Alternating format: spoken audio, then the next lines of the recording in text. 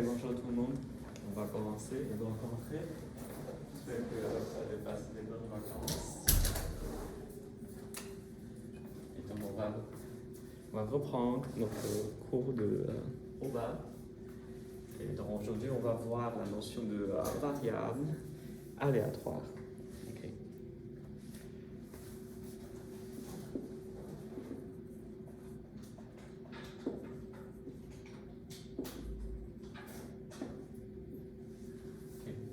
Qu'est-ce qu'une variable aléatoire? Parce que avant, on a déjà vu que on a des événements, c'est-à-dire qu'on a un univers, et donc il y a des ensembles qui définissent des événements. Par exemple, un ensemble d'événements qui disent que si on lance un dé et le résultat est parmi, par exemple, 1, 2, 3. Et donc ça, c'est un événement. Et donc c'est un ensemble dans cet univers. Mais maintenant, parce que très intuitivement, on sait déjà que pour la plupart des cas, pour décrire les événements, il suffit d'avoir juste un nombre. C'est-à-dire qu'il faut juste savoir une valeur. C'est-à-dire que par exemple, ici, bien sûr, pour précisément décrire ces événements, il faut dire que le résultat, après qu'on lance le dé, on a 1, ou le résultat d'avoir 2 après cette lance de dé, donc c'est vraiment des phrases longues qui décrivent précisément cet événement, mais on voit que ce qui change, c'est vraiment cette numérotation. Okay. Donc on donne des noms ou tout simplement des nombres pour distinguer les événements différents. C'est genre comme juste une étiquette on donne pour des événements, mais ces étiquettes sont faciles dans le sens où ils sont juste des nombres. Okay. Et dans le cas discret, c'est pas vraiment très intéressant parce qu'en tout cas, on veut juste donner des nombres pour chaque élément. On dit que s'il pleut aujourd'hui, ça correspond à élément 1. Et si je vais courir aujourd'hui, ça correspond à l'élément numéro 2. Et donc ça, c'est pas très intéressant. Donc ça ne voit pas pourquoi on a un nombre qui est naturellement associé à un élément.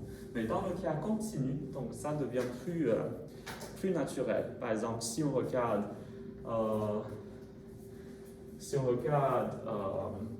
la température, et donc on veut savoir par exemple quelle est la probabilité qu'il fait entre 10 degrés et 20 degrés aujourd'hui, et donc la température c'est naturellement un nombre qui définit un événement. Okay. Donc si on dit que x, donc disons cette variable aléatoire qui est de l'ensemble d'événements, qui est de l'univers, dans un ensemble de nombres. Et donc, dans le cas continu, donc, c'est donc réel, et dans le cas discret, donc, ce sont des nombres entiers. Et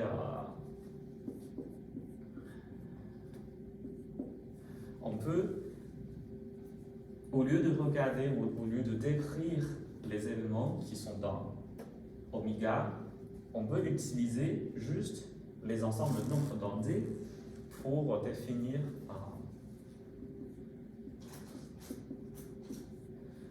ces événements. Par exemple, si on regarde l'événement de la température, on veut savoir la température d'aujourd'hui est entre 10 degrés et 20 degrés. En fait, ça, si on utilise la variable aléatoire qui est de oméga dans D, où D c'est juste l'ensemble de températures possibles, on peut utiliser cette écriture. Donc, P de X dans l'intervalle 10, 12, 20. Ok.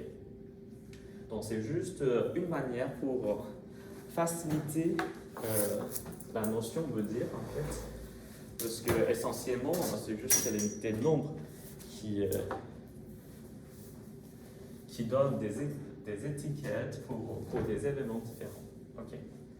Donc en gros, c'est juste qu'on regarde X dans un ensemble qui est dans D.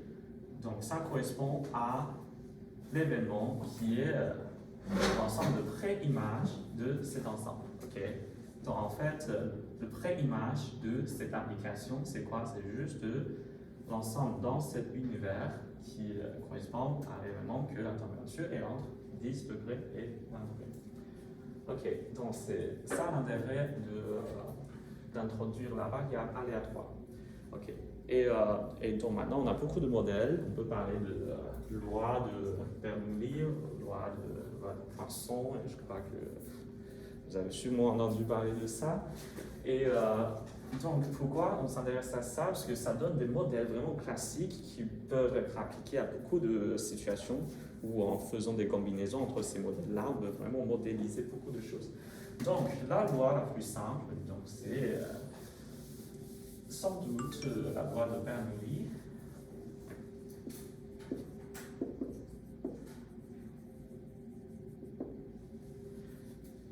Donc, on a une variable aléatoire qui prend valeur juste dans l'ensemble de 0, 1. C'est-à-dire qu'il y a juste deux possibilités. Soit on a l'événement numéro 0, soit on a l'événement numéro 1. Et ça correspond à l'univers. C'est-à-dire que si on regarde cette application de oméga dans D, c'est-à-dire que le pré-image de 0 et 1 correspond à tout l'univers, c'est-à-dire que ça, c'est vraiment toutes les possibilités. Donc, on peut dire que 1, c'est juste le complémentaire de 0. Par exemple, si on regarde, on définit que 0 correspond à un élément, par exemple, du feu aujourd'hui. Donc, quel est l'événement qui correspond à la valeur de x égale 1? C'est juste le complémentaire de cet élément, donc il ne pleut pas aujourd'hui. Ok. Donc, tout simplement, on donne une probabilité pour la valeur A. Donc, la loi de Bernoulli, c'est juste une loi qui dit que, avec paramètre P peut-être, petit p. Donc, ça veut dire que la probabilité que la valeur de x est égale à 1 est petit p. Ok. En fait, ça, c'est plutôt un abus de notation, mais on l'utilise comme ça parce que normalement, il faut écrire la variable aléatoire appartient dans un ensemble, mais en fait ici c'est juste un ensemble qui contient un seul élément qui est un simpleton, donc on utilise x égale 1. Okay. Mais normalement c'est x dans un sous-ensemble de l'ensemble d'arrivée de la variable aléatoire. Okay. Mais si c'est vraiment un ensemble qui est un simpleton, on utilise juste x égale quelque chose, ça c'est bien sûr très intuitif. Et donc ça, c'est la loi de Bernoulli avec paramètre P, c'est-à-dire que la probabilité d'avoir x égale 1 est égale à petit p. Mais bien sûr, parce que x a seulement deux possibilités, donc quelle est la probabilité que x prend la valeur 0? Ouais. 1 moins p, ok. Très bien. Donc ça, c'est la loi de Bernoulli parce que c'est vraiment très très simple, c'est juste qu'on regarde un seul élément. On regarde un seul événement qui correspond à la valeur 1. Donc c'est vraiment qu'on donne cette étiquette à n'importe quel événement et la valeur 0 correspond juste à l'opposé, quoi. Okay. Ou complémentaire, okay, plus précis. Okay. Et ce qui est plus intéressant pour les variables aléatoires, c'est qu'on peut faire des calculs.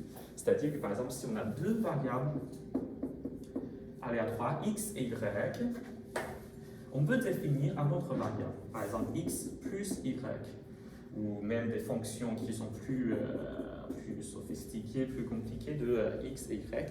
Pourquoi ça c'est intéressant? Parce que dans beaucoup d'applications, on peut vraiment manipuler avec des éléments qui sont des fonctions en plusieurs facteurs. Par exemple, on a une variable qui correspond à la température, on a une autre variable qui correspond à la vitesse du vent, et donc bien sûr, on peut imaginer qu'il y a un lien entre les deux pour décrire le climat et tout ça. Donc si on veut prédire, par exemple, le climat ou la saison où on est maintenant, et donc on peut définir une fonction qui associe, par exemple, un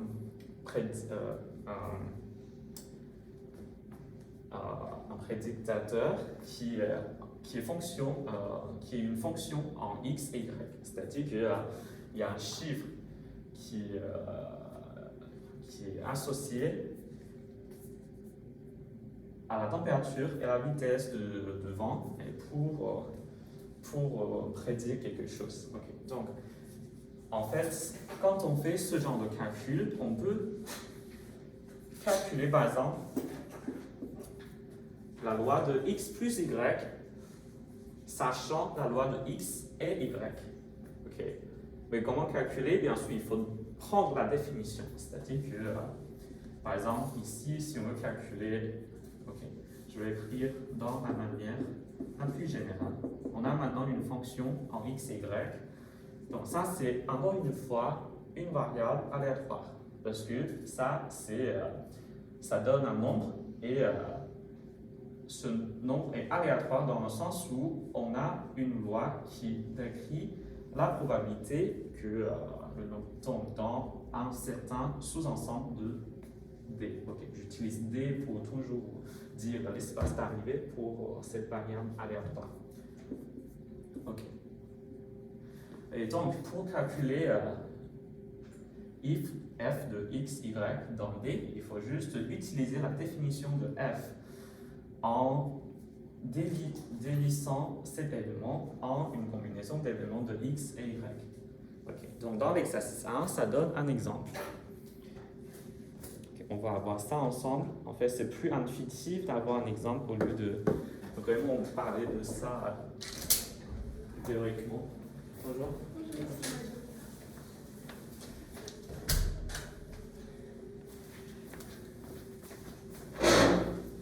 Ok, on regarde l'exercice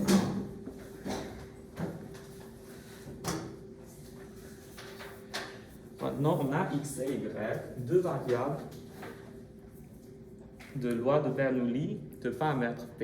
Ok, donc ils ont la même paramètre B, mais ce qui est très important dans ce cas, c'est que les deux variables sont indépendantes. Ok, indépendantes.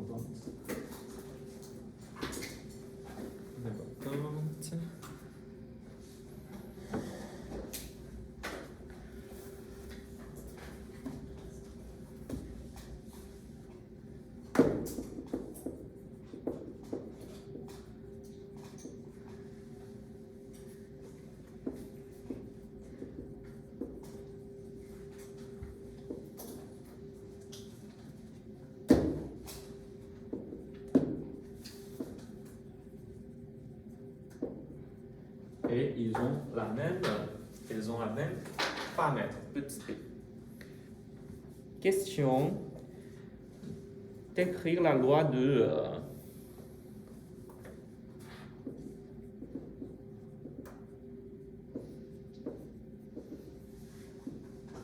une nouvelle variable aléatoire qui est définie comme 2 fois x et v qui est définie comme la somme et w qui est défini comme le plus grand entre ces deux et z défini comme le plus petit. Okay. Ça veut dire quoi d'écrire la loi? C'est-à-dire qu'il faut préciser la probabilité de toutes les valeurs possibles. Okay. C'est-à-dire que ici on est dans le cas discret et aussi dans beaucoup de cas il y a juste un nombre fini de choix, mais sinon il faut vraiment parcourir toutes les possibilités. Okay. C'est-à-dire qu'on va écrire par exemple la probabilité de U égale à quelque chose et égale à quelque chose. d'autre?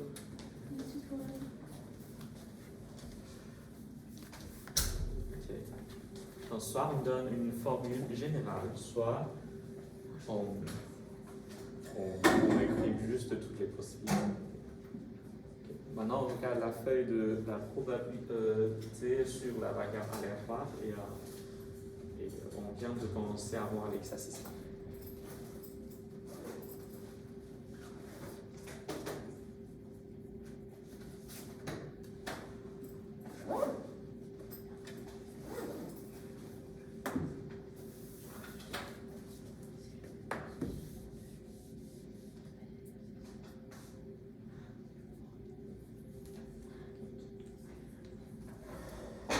Faites-moi signe si quelqu'un a fini cet exercice. Ou juste, par exemple, la première question, la deuxième.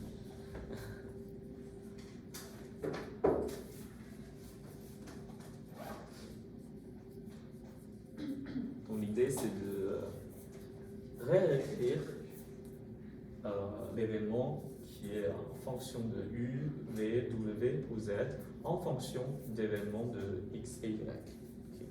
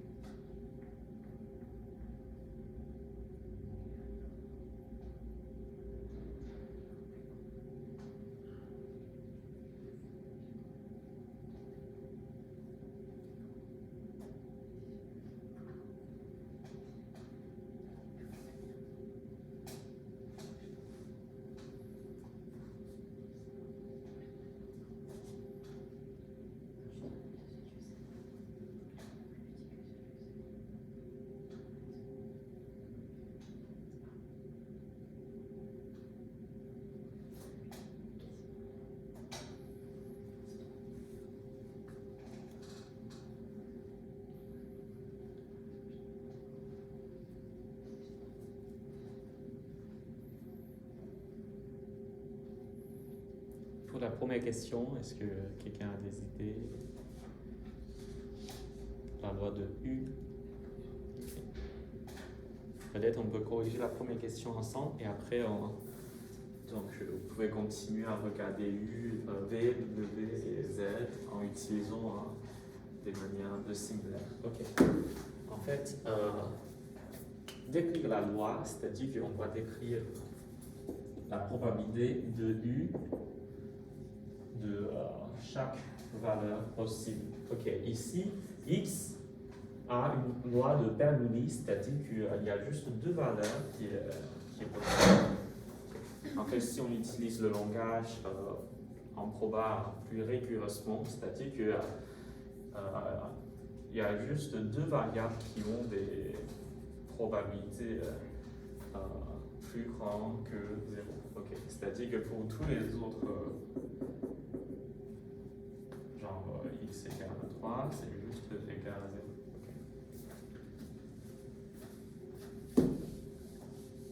Okay. Ça, c'est pour le cas d'événements discrets, okay, de variables aléatoires discrètes. Ok, donc maintenant, on veut dire en fait U prend valeur dans 1 et 2, puisque x est soit 1, soit 0, et donc pour 2 fois x, pardon, donc U est soit 0, soit 2.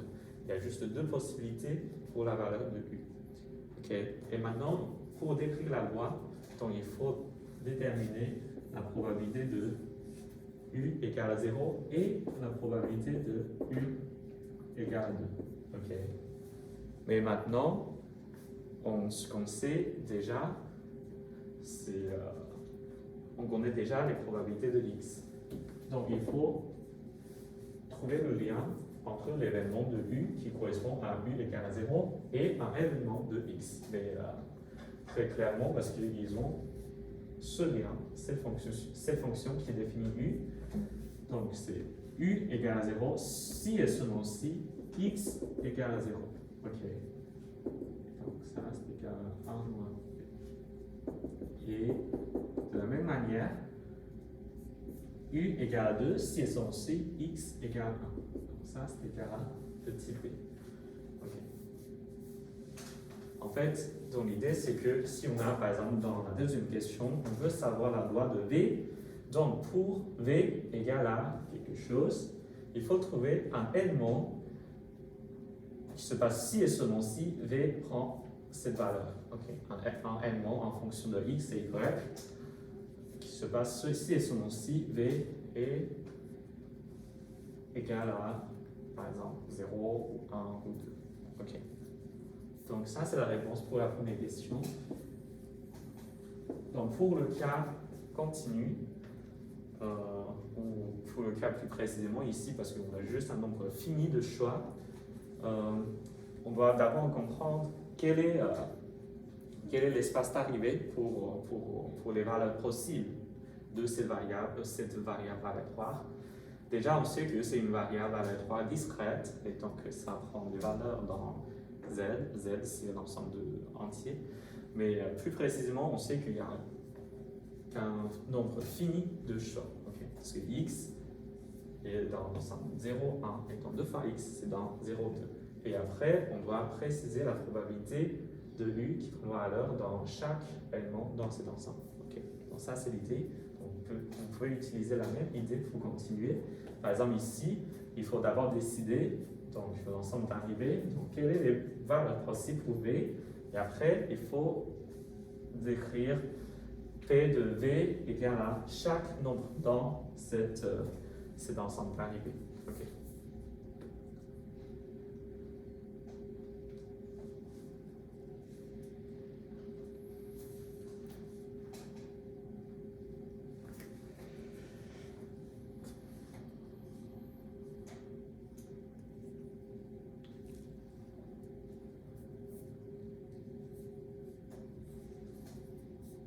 N'hésitez pas s'il y a des questions encore.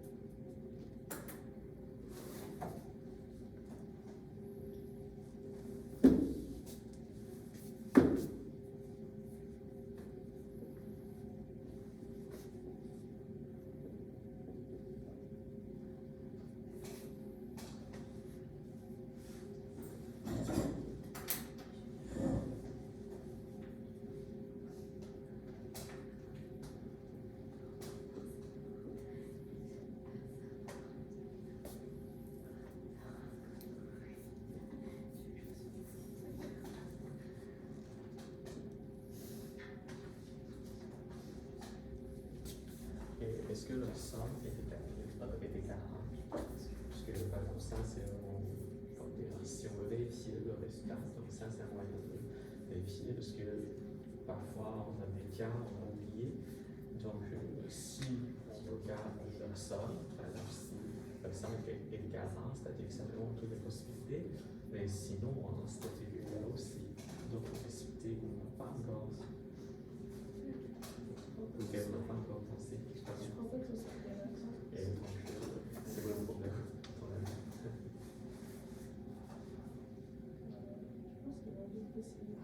Oui. Enfin, j'essaie de tout le temps, mais je vois pas. Encore moins x plus y peut être 4. Il faut avouer que les deux éléments sont indépendantes, les deux variables sont indépendantes. Donc, c'est-à-dire que ce n'est pas nécessairement que les deux prennent toujours les mêmes valeurs. Donc, il y en a un qui peut être égal à 1 et l'autre égal à 0. Oui, c'est ça, exactement. Oui, oui, oui.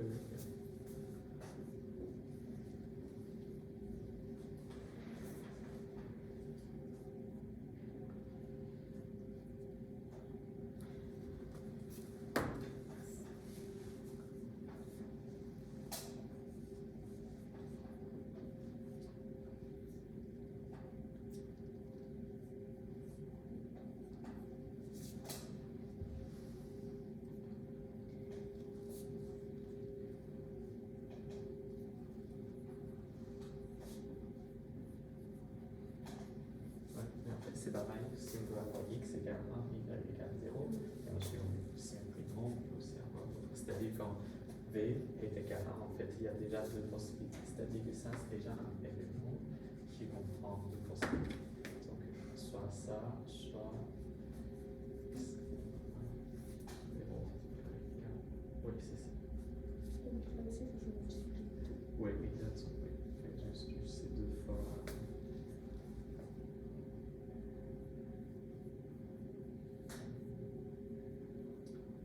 En fait, ça, il faut faire attention, parce qu'en fait, ici, c'est deux éléments. Donc, c'est un seul élément qui est défini par ça.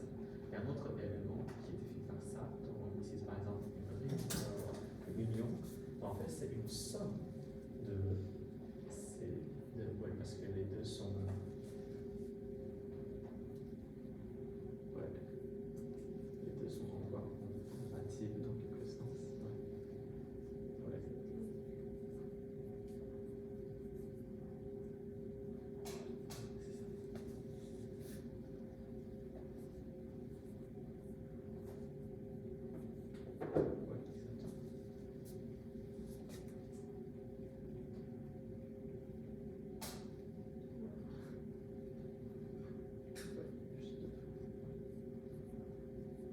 Une autre manière de voir, c'est que, par exemple, si on sait déjà que V est dans l'ensemble de 0, 1, 2, et donc V de V égale 1, c'est juste 1 moins la somme de ces deux possibilités. Ouais, parce que maintenant, on peut avoir que la somme est effectivement. Merci. Ok, donc on va corriger la deuxième question ensemble. Donc, comme la première question, ok, merci à votre camarade qui a donné sa correction. Et donc, c'est très bien. Donc, le premier réflexe, c'est de trouver toutes les valeurs possibles pour V. Okay. Dans ce cas-là, on regarde la somme de x et y. Et x et y sont deux variables indépendantes. C'est-à-dire que, par exemple, si on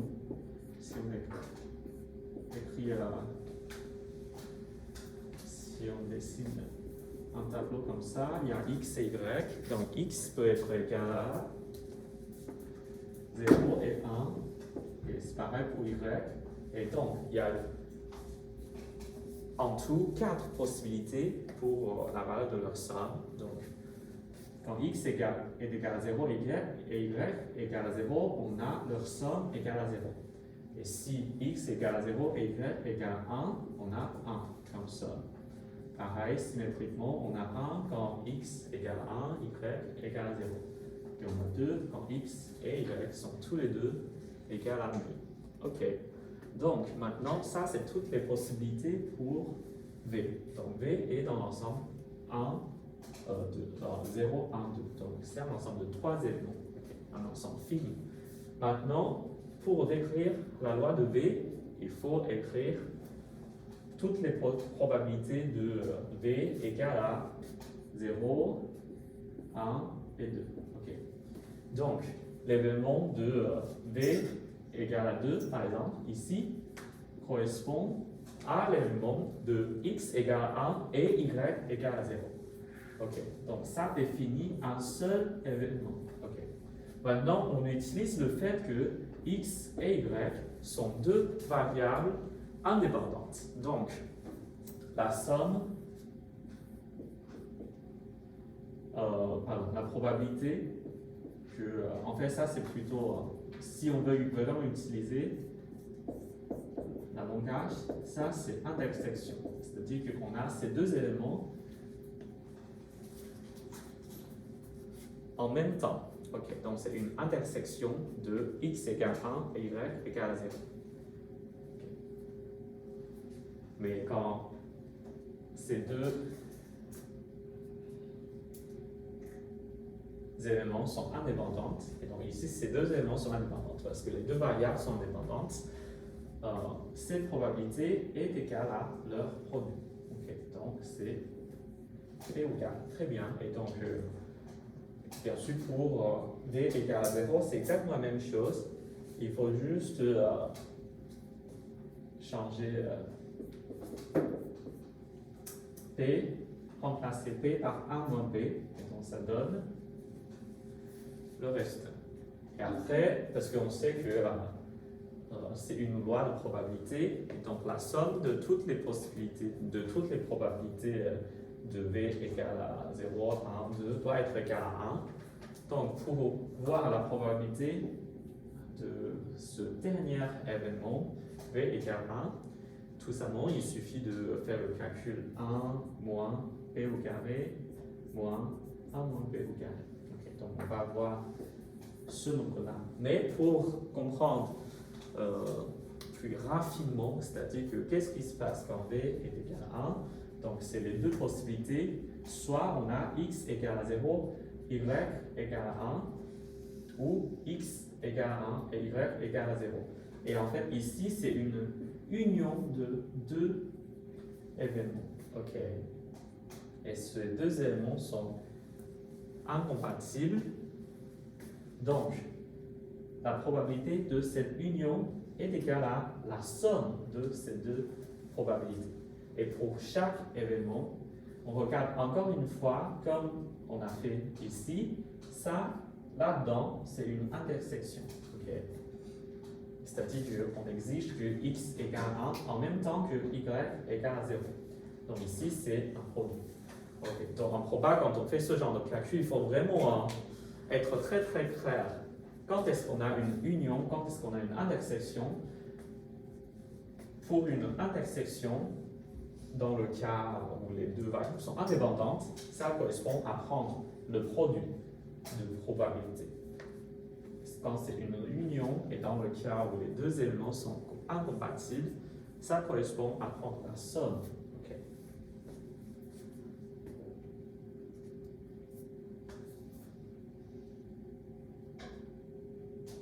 Et donc ça donne le résultat qui donne la même chose, mais on sait très bien d'où vient ce nombre. Okay. C'est vraiment, si on veut vraiment calculer ça en parcourant toutes les possibilités, et ça, c'est ça. Okay. Après, on vérifie que la somme est effectivement égale à 1.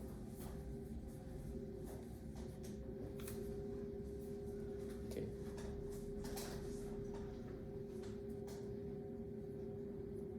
Est-ce que c'est clair? Okay.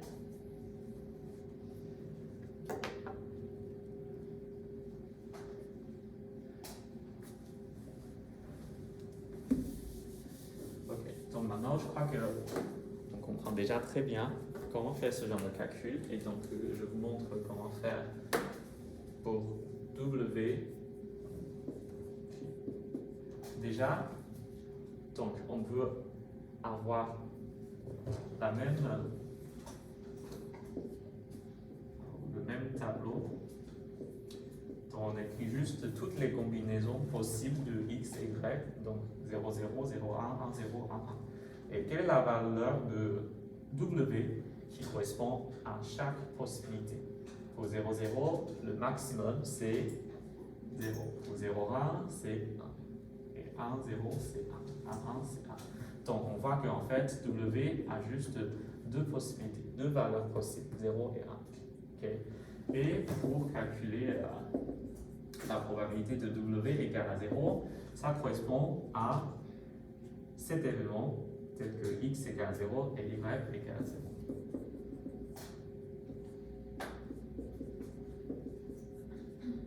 Et ça, c'est ce qu'on a déjà fait, c'est 1 moins p au carré. Et après, il nous reste juste tout le reste. W égale 1, c'est 1 moins cette probabilité. Ok. Et très bien, pour Z, on fait encore une fois ce tableau. Dans le minimum, quand 0, 0, bien sûr ça donne 0, 0, 1, ça donne 0, 1, 0, ça donne 0 aussi. Donc on voit que Z est dans l'ensemble. 0, 1. Et maintenant, c'est plus facile de faire le calcul d'avant pour Z égale 1, parce que ça correspond à un seul événement défini en fonction de x et y. Parce que si on regarde l'événement de Z égale 0, en fait, ça c'est vraiment une union de 3 événements. Et donc il faut faire le calcul un peu comme ici, il faut d'abord penser à délisser cet élément en 3 et on fait le calcul pour chacun, après on prend le somme. Mais donc c'est plus direct de faire le calcul pour Z égale à 1. Okay. Donc, mais ça c'est précisément l'événement où x égale à 1 et y égale à 1. Okay. Parfois on utilise et pour dire que ça c'est l'intersection de ces deux éléments. Okay. Ça c'est égal à p au carré. Et bien sûr pour z égale à 0 c'est juste le complémentaire de cet événement donc, qui a une probabilité 1 moins p au carré. Ok. Donc les deux dernières questions sont plus faciles. Je crois que ça c'est peut-être le plus difficile parmi ces 4 questions, mais si une fois on comprend l'idée, en fait ça devient facile.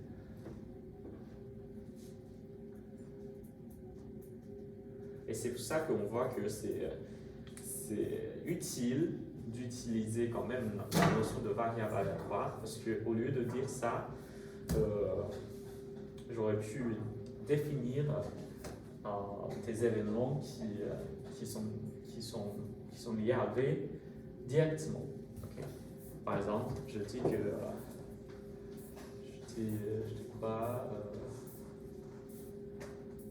bon, on va trouver d'autres exemples. C'est-à-dire que par exemple, si on peut imaginer une situation où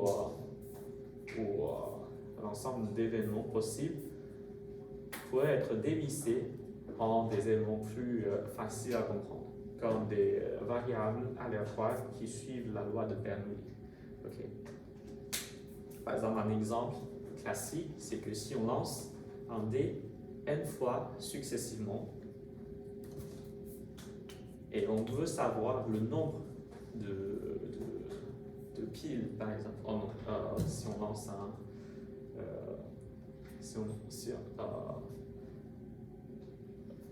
c'est pas pile, ok. Si on lance un dé n fois successivement, on lance un monnaie n fois successivement, et donc on a 0 ou 1.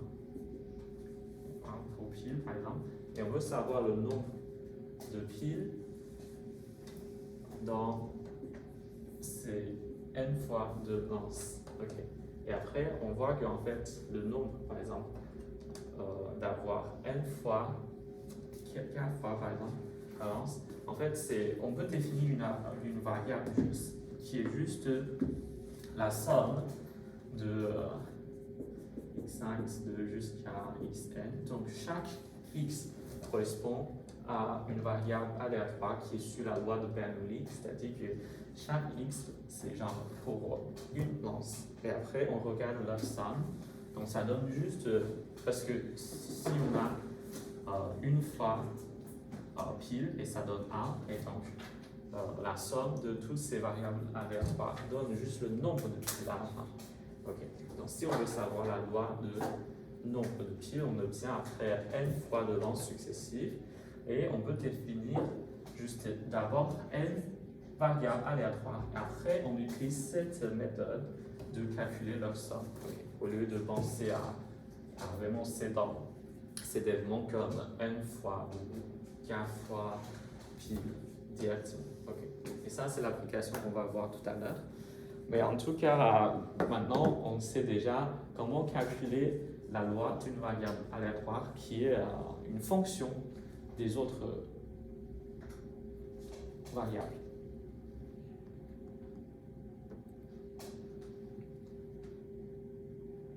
Ok. Il y a encore des questions?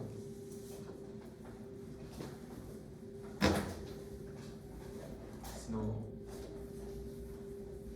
on regarde l'exercice 2.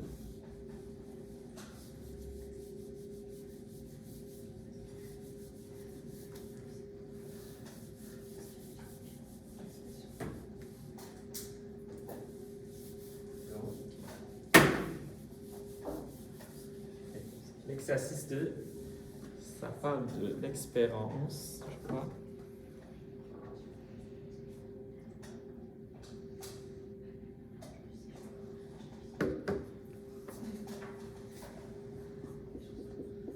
Pour une variable aléatoire, on veut définir l'expérience de cette variable. Okay. Qui peut me donner la définition ou une formule pour décrire ça? Par exemple, dans le cas discret. Okay. Grosso modo, l'expérience, c'est juste la moyenne. Okay. C'est-à-dire que si on a beaucoup de possibilités pour ce nombre-là, donc quelle est la moyenne? Okay. Donc, grosso modo, on est autour de quel nombre, par exemple? Par exemple, pour la température, on a une loi qui dit que ouais, aujourd'hui, il fait 10 degrés pour une probabilité de 50%, ou 11 degrés pour une probabilité de 30%, et ouais, si on continue comme ça. Après, quelle est la moyenne de température on peut espérer? Donc, c'est ça l'idée de l'expérience. L'expérience, c'est juste la moyenne, si on veut. Ouais. C'est une moyenne pondérée, c'est-à-dire que on a des poids sur chaque valeur. Et après, on prend leur moyenne pondérée selon la probabilité. Okay.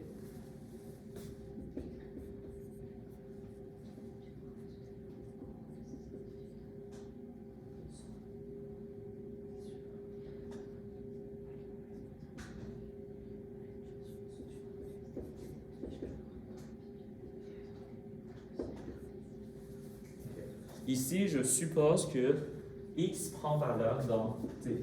Okay. C'est l'ensemble d'arrivées pour la fonction qui définit cette variable aléatoire. Par exemple, dans le cas de loi de Bernoulli, d est égal à cet ensemble 0, 1. Okay. Et maintenant, on regarde chaque valeur possible pour x. Donc, c'est chaque élément dans d. Et on prend la moyenne pondérée avec la probabilité que x égale à cette valeur i. Okay.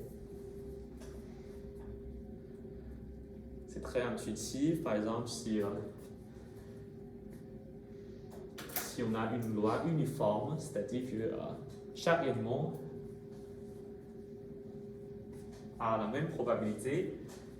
Donc, si on a n éléments dans D, donc ça correspond. Donc, pour chaque élément, la probabilité, c'est juste 1 sur n. Okay? Parce que une forme veut dire que chaque élément a la même probabilité. Et leur somme est égale à 1, parce que c'est une loi de probabilité.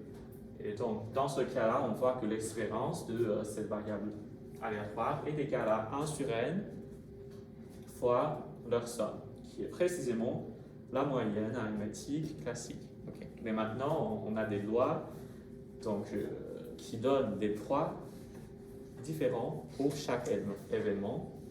Donc bien sûr, si on sait qu'il y a une probabilité très forte de pluie aujourd'hui, et donc pour le résultat, on a un poids qui est plus important que l'autre. Okay. C'est ça l'idée en fait. C'est juste une moyenne pondérée. Okay. Ça c'est l'expérience.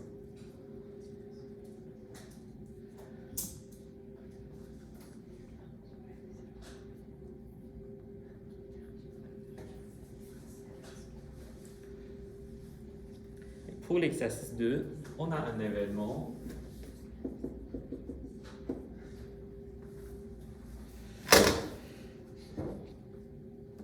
A. Okay. A, c'est un événement.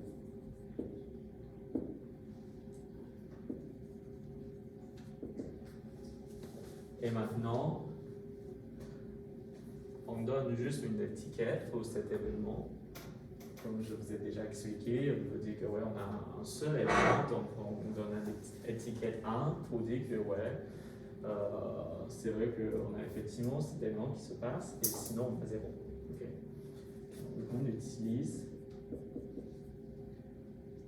A1, donc c'est l'indicatrice.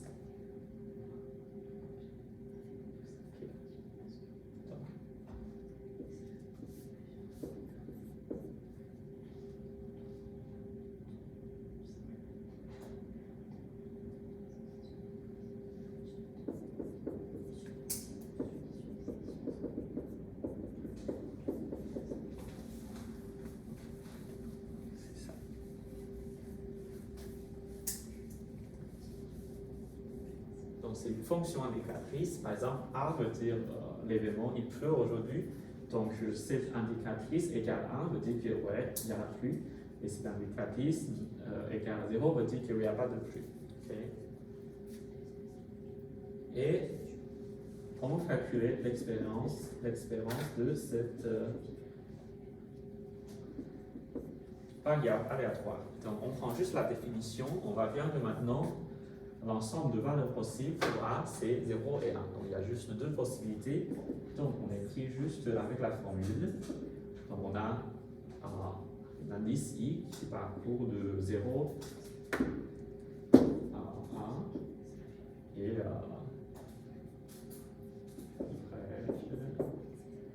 donc I fois P2.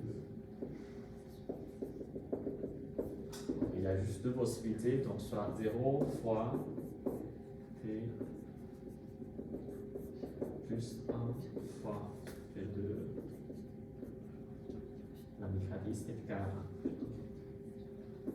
Bien sûr, 0 fois quelque chose, ça c'est juste nul, mais je veux juste vous montrer précisément comment traduire la probabilité sur une variable aléatoire en une probabilité sur l'événement. Okay. Maintenant, on a déjà vu que cette variable aléatoire qui est égale à 0 veut dire juste qu'on n'a pas l'événement A. Donc c'est le complémentaire de A. Et sinon, on a l'indicatrice égale à 1. Ça veut dire qu'on a effectivement cet événement A. OK. Enfin, on obtient qu'on a P de 1. C'est vraiment des calculs, genre vraiment juste formels, quoi. C'est juste pour comprendre la définition de l'expérience qui est importante.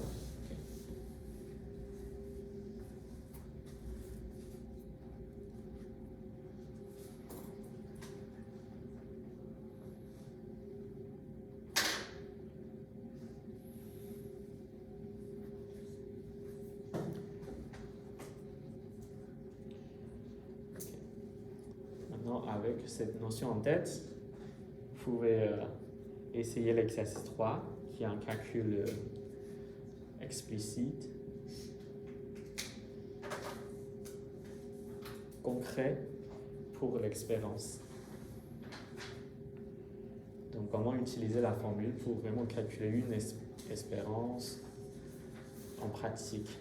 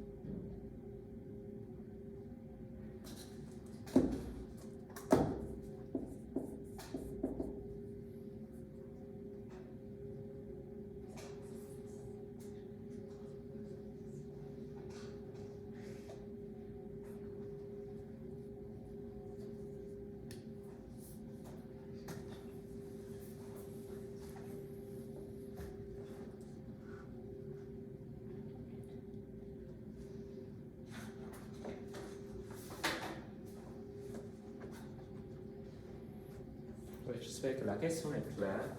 Et donc, il y a un joueur qui joue à la roulette à 37 cases. Et donc, il y a 37 possibilités quand il lance cette roulette. Et donc, pour sa mise, il a mis 110 € en tout. Et donc, qu'est-ce qu'il peut gagner si à la fin de ce tour de ces roulettes, et si ça tombe sur 19, ce joueur gagne 360 € directement. Et s'il tombe sur un nombre pair, et il gagne 2 fois la mise sur les paires, et donc il a mis 10 € pour paire, et donc 2 fois la mise sur paire, c'est 200 €. Okay. Et sinon, il gagne rien, et donc il a perdu toute sa mise. Okay. Maintenant, on veut savoir sa gain. Sa gain, c'est ce qui gagne à la fin moins ce qu'il a mis au début. Okay. Par exemple, si la roulette tombe sur 1, donc il perd 110 € directement, on peut dire que l'expérience de gain, dans ce cas, c'est moins 110. Okay. Ce n'est pas l'expérience, mais c'est juste le résultat. Dans ce cas, c'est moins 110. Okay. Mais maintenant, on veut savoir l'expérience, c'est-à-dire que la moyenne. Est-ce que en moyenne, il gagne ou il perd?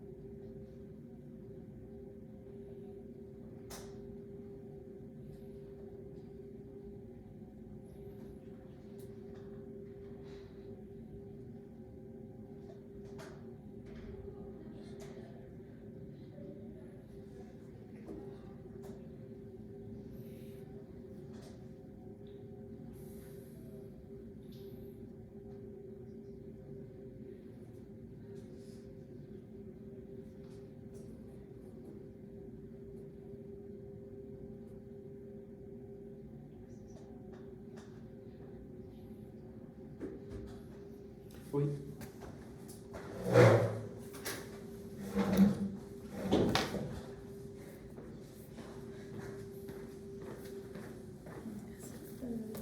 Oui, oui. Facile.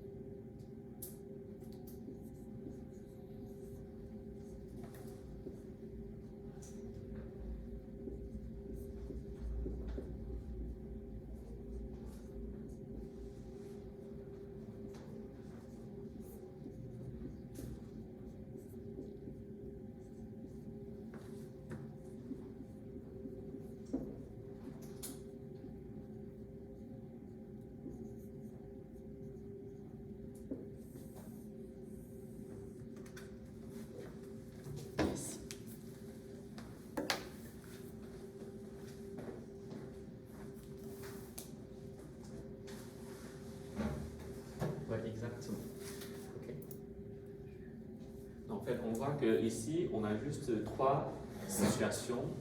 On tombe sur 19, on tombe sur un numéro pair ou on tombe sur les autres. Ok. Donc, quand on est au 19, on gagne 250 € à la fin, puisque d'abord, on a 360, mais on a déjà mis 110. Et donc, il faut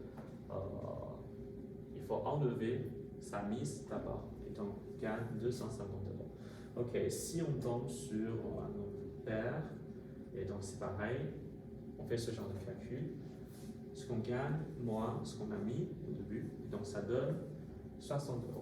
Et dans les autres cas, on perd toute la mise directement. Okay. Donc ça, c'est l'ensemble de valeurs pour cette variable aléatoire qui est l'expérience. Okay. Si on définit x comme de gain et x en valeur dans moins 111, moins 110 et 90 et 250. Exactement, très bien. Donc on a 3 situations possibles. Et après, il faut juste appliquer cette formule. C'est-à-dire que maintenant, d dans l'ensemble de toutes les valeurs possibles pour cette variable aléatoire est égal à moins 110, 90 et 250. Et donc, pour chaque valeur,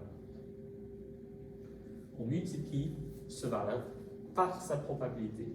Et donc, ça donne un poids pour cette moyenne pondérée. OK. Pour 250, quelle est la probabilité? C'est 1 sur 37. Ouais, on suppose que pour chaque case, ça a une probabilité uniforme. C'est-à-dire que pour chaque case, on a une probabilité de 1 sur 37 de tomber sur cette case. Et dans ce cas-là, on n'a qu'une seule case qui nous donne ce résultat. Et donc, c'est 1 sur 37. Sinon, quand on regarde le nombre pair qu'on a entre 1 et... pardon, ça annonce pas. Entre 1 et 37, on a 2, 40 jusqu'à 36. Et donc, ça fait 18. Okay, ça fait 18, donc pair entre 1 et 37. Et donc, 18 sur 37, c'est la probabilité d'avoir un numéro pair à la fin de cette roulette. Okay. Donc, ça, c'est la probabilité d'avoir un gain de 90 €.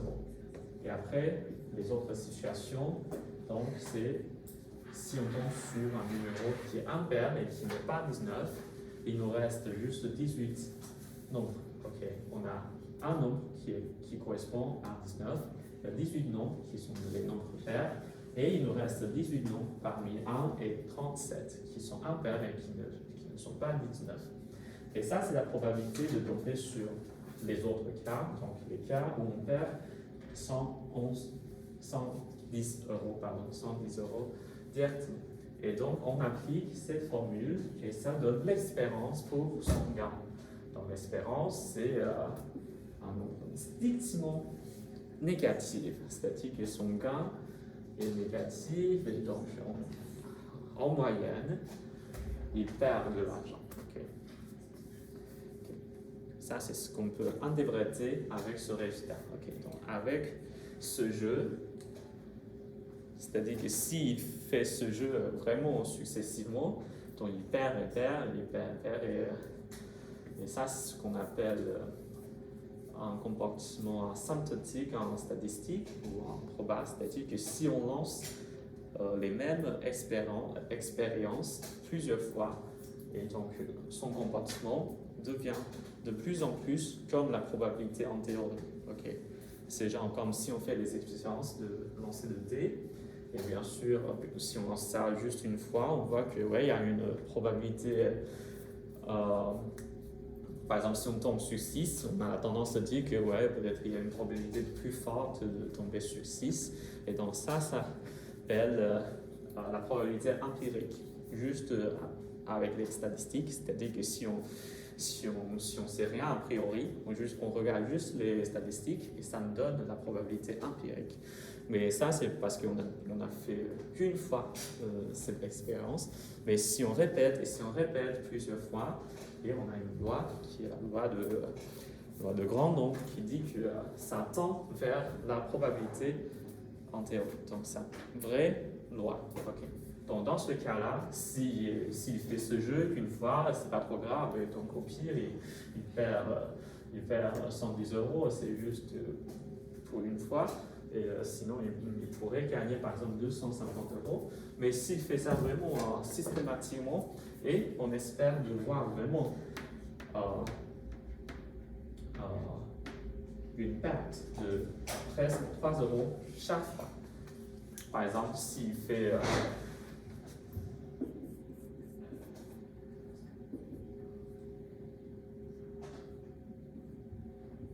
100 000 fois ce jeu, et ça c'est aussi l'intérêt d'introduire la variable aléatoire. Et donc maintenant, s'il fait 100 000 fois ce jeu, quelle est l'espérance de gain à la fin? Okay.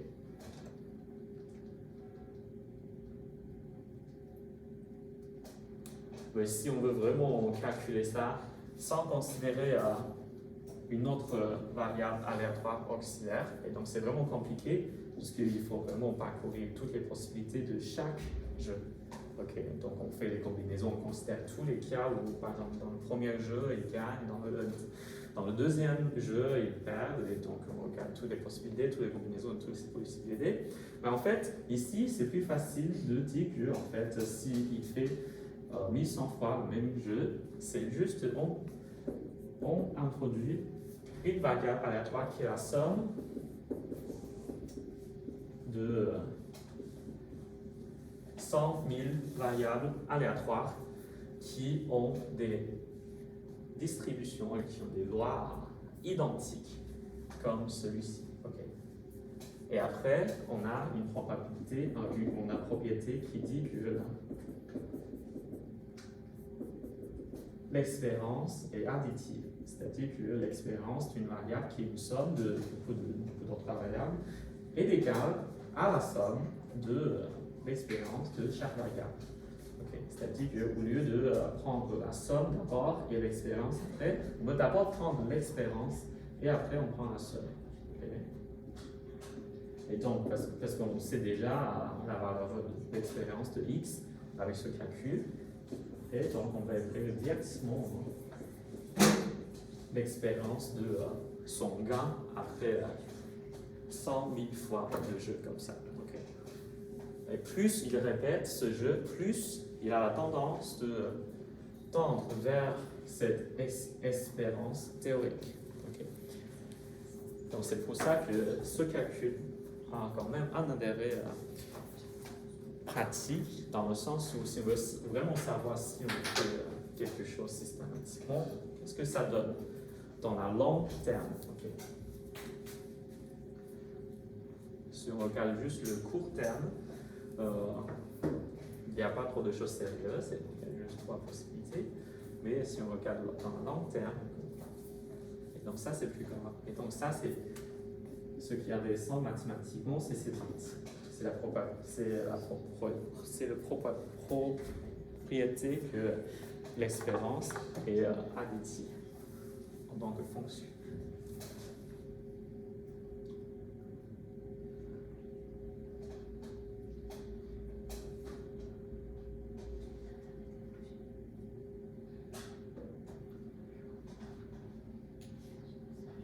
Okay. Encore des questions?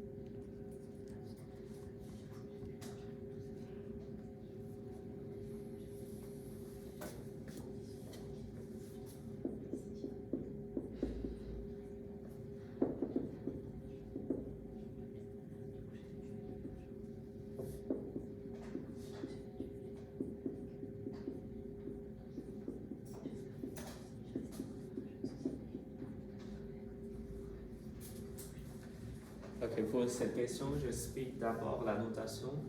Donc, x1 suit la loi de b parenthèse 1p. Ça veut dire quoi? Ça veut dire qu'on lance les mêmes expériences qui suivent une loi de Bernoulli n1 fois successivement. Et donc, pour chaque expérience, ça c'est une expérience de Bernoulli avec paramètre p. Okay. Et on considère le nombre qu'on a et 1. Okay. En fait, plus facilement, on peut dire qu'en fait, ça c'est juste une somme de n1 variables dont chacun suit une loi de Bernoulli avec paramètre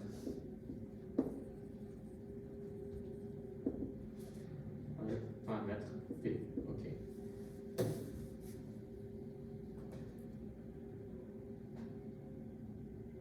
Ok. Donc x1 prend valeur dans 0 jusqu'à 1. Ok. Donc il peut y avoir 0 fois on tombe sur 1, il peut y avoir n1, donc c'est toutes les fois on tombe sur 1 quand on fait les expériences de Bernoulli n1 fois.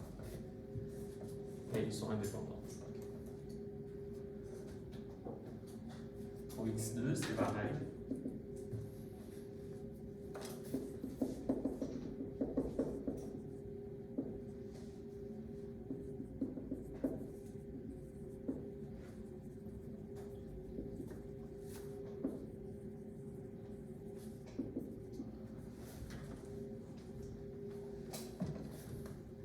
Et maintenant, x1 plus x2.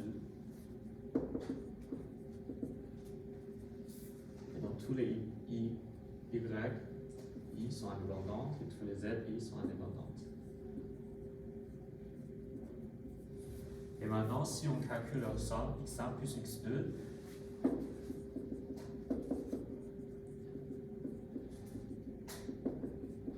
c'est juste une somme de n1 plus n2 variables aléatoires indépendantes dont chacun soit la loi de Bernoulli avec paramètre p. Donc avec la même notation, ça correspond juste à la loi définie par n1 plus n2 avec la paramètre p. Okay. C'est vraiment juste par la définition.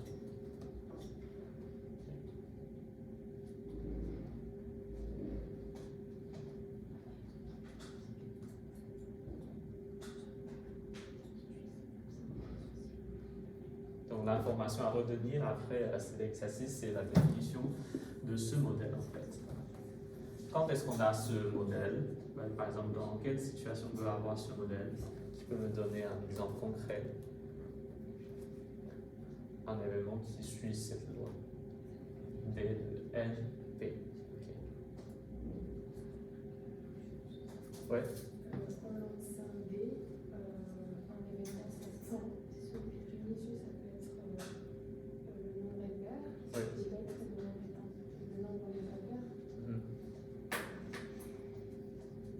On lance un D. Oui. Et donc on lance ça qu'une fois. Oui. Et on regarde. Si le nombre est impair, ou si le nombre est impair. Mais dans ce cas, on sait déjà que c'est juste 1 sur 2 pour les deux événements. Donc à quoi correspond ce P par exemple et à quoi ça correspond à ce N. Donc en fait, c'est une loi qui a deux paramètres en fait. Il y a d'abord le paramètre N et le paramètre P. Okay. Et donc l'exemple que je vous ai déjà donné, c'est qu'on fait la même expérience N fois successivement qui sont indépendantes. Donc chaque expérience suit une loi de Bernoulli avec paramètre P. Et ça, c'est quand même un peu théorique, mais est-ce qu'il y a un exemple concret qui correspond à ça?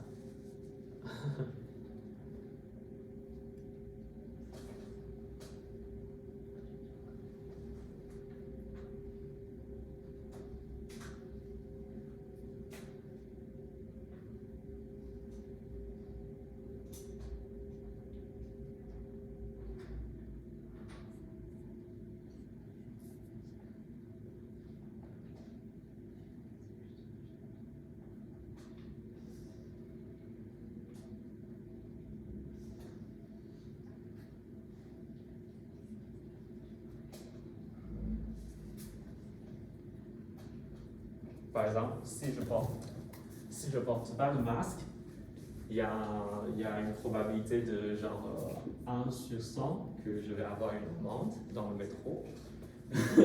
Peut-être c'est un peu trop faible, mais on suppose que c'est 1 sur 100 parce que j'ai jamais passé des contrôles. Mais ok. Et donc, si je fais ça systématiquement tous les jours, genre n jours successivement, et on définit une variable aléatoire qui correspond au nombre de fois dont j'ai une amende. Okay.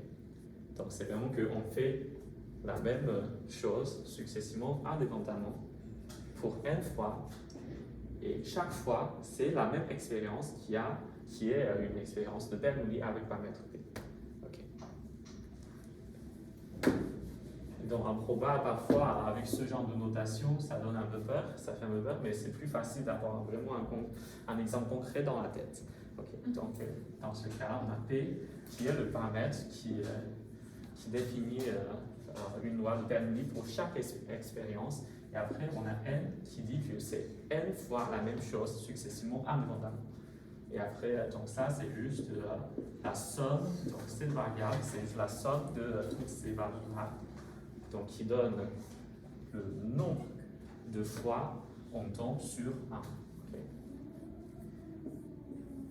Et donc après ça, sans calcul, juste en utilisant la définition, on a que, en fait, quand on regarde la somme de ces deux variables libres, ça donne une loi qui est exactement de cette forme, mais avec ce n remplacé par n1 plus n2. Okay. Donc il faut juste justifier tout ça avec la définition de modèle. Okay. Mais bien sûr, pour définir une loi, on peut aussi écrire la liste de toutes les valeurs possibles. Pour chaque valeur, on a une probabilité, et donc on fait la liste de tout, et on peut calculer ça comme ce qu'on a fait dans l'exercice 1. Et après, on observe que ouais, ça correspond exactement à cette loi-là. Okay. Bien sûr, ça marche aussi avec des calculs, mais c'est plus compliqué, et c'est plus opaque, dans le sens où on ne sait pas pourquoi on obtient un 1 plus un 2 ici. Okay. Mais avec ce modèle, avec l'explication du modèle, donc c'est plus facile. Ok, mais c'est bon, donc c'est là pour nous dire qu'ici on est à 10h30.